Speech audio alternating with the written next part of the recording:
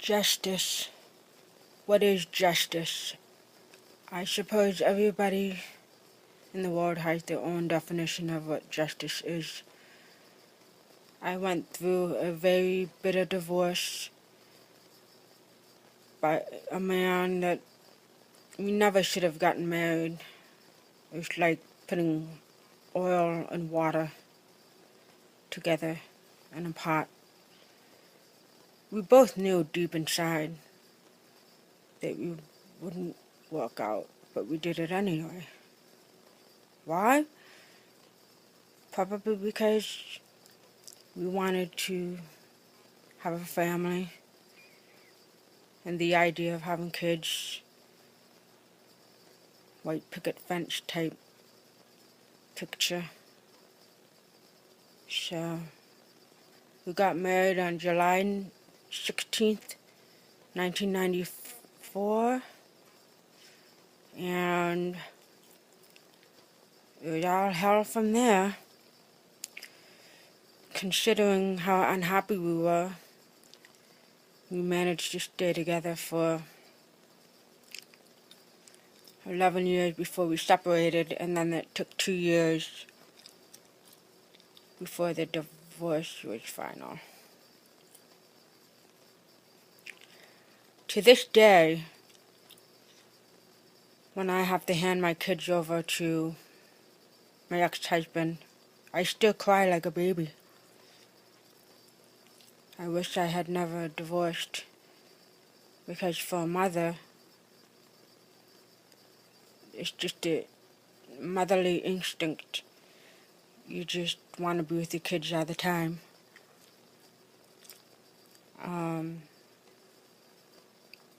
Bear with me, sorry. I have had no sleep.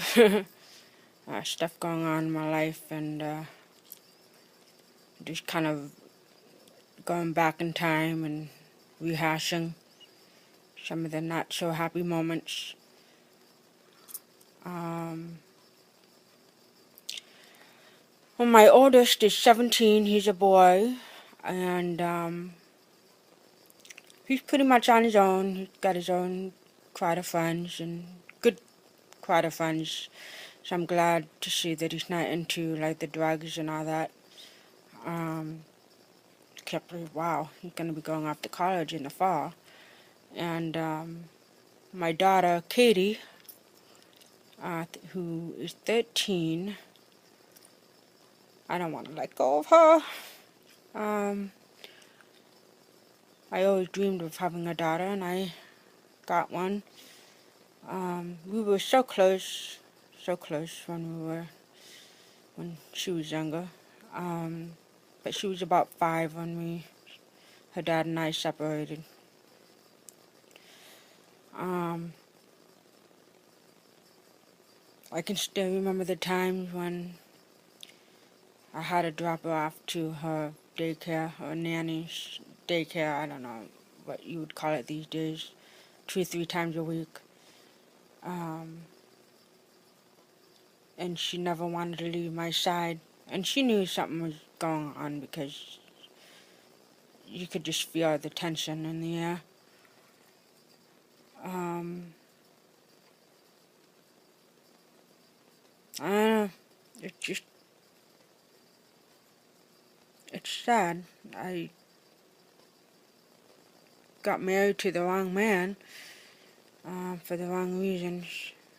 I guess I just so desperately wanted to get out from under my parents' roof and be on my own. I've always wanted to be a mom.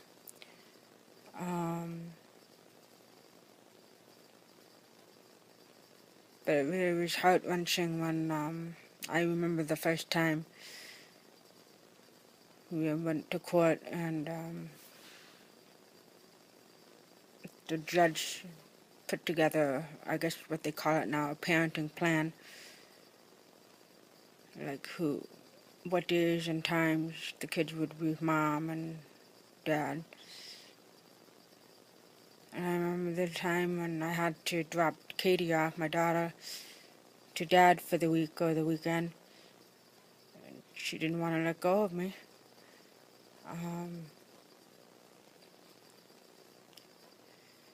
I try to stay strong for her.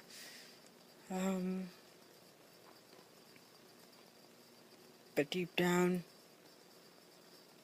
I just wanted to grab her and run away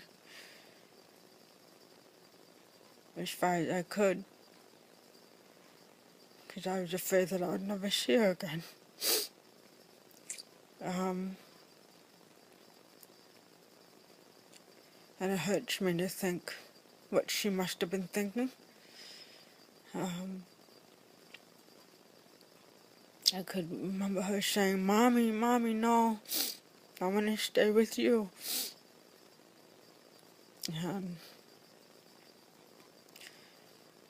I remember her dad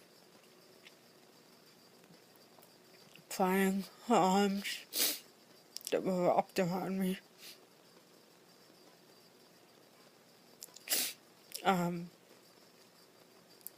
Because she didn't want to let go.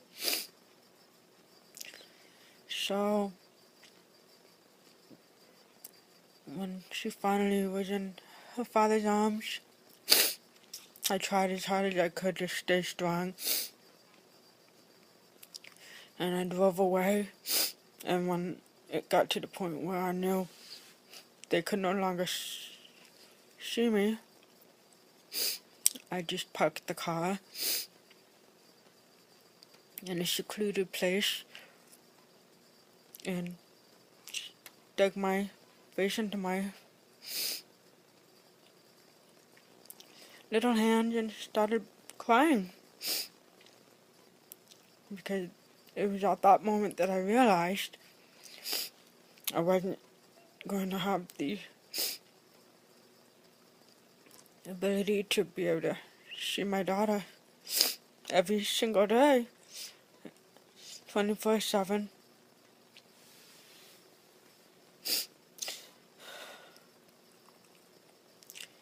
And look at me now, I'm crying like it was just yesterday. It was 13 years ago. And even to this day, it affects me. When they come to me for my time and they have to go back with their dad, I end up sobbing when they leave. Because no mother wants to lose her daughter. So, I hope that she's happy and that she's well loved by both parents. And, I don't know, divorce, it's just heartbreaking for the kids. Alright, I'm gonna turn this off now.